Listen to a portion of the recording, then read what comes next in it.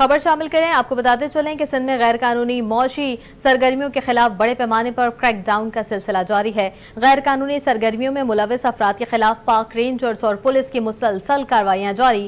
کراچی میں غیر قانونی واٹر ہائیڈرنٹس کے خلاف مہم تیز۔ Karachi water and sewerage board کی سپلائی لائن کو محفوظ بنانے کے لیے Pakistan rangers corporation water board کے اشتراک سے پاکستان رینجرز سندھ نے 30 غیر قانونی ہائیڈرنٹ سیل کیے۔ آپریشن میں 106 افراد پانی چوری کے الزام میں گرفتار کیے گئے۔ آپریشنز منگوپیر، ناظم آباد، اورنگی، ایوب گوٹ، جنجل گوٹ، گلزار ہجری، قیوم آباد اور جمشید کوارٹر کے علاقے میں قائم غیر قانونی ہائیڈرنٹس کے خلاف کیے گئے۔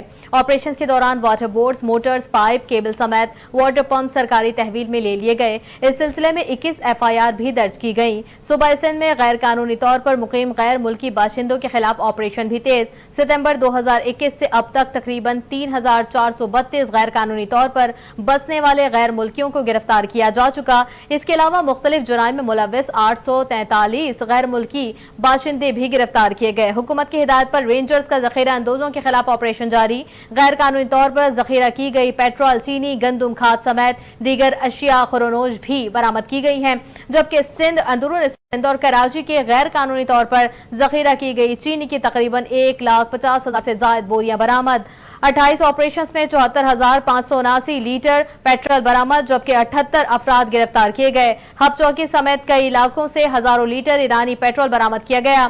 ڈاکوؤں، منشیات فروشوں اور اسٹریٹ کرمنل کے خلاف 124 مختلف آپریشنز کیے گئے۔ ان آپریشنز میں 355 افراد گرفتار، 82 ہتھیار اور 966 گولہ بارود برآمد۔ بڑی وارداتوں میں ملوث رکشہ ڈکیت اور شمس ڈکیت گروپ سمیت 7 بڑے گروپوں کے خلاف آپریشن کیے گئے۔ پاکستان رینجرز اور پولیس اشتراک سے گھوٹ کی، سکھر، خیرپور، لڑکانہ، جیکب آباد، شکارپور، کشمور اور دیگر علاقوں میں سنیپ چیکنگ کے ذریعے مجرموں کی تلاش جاری۔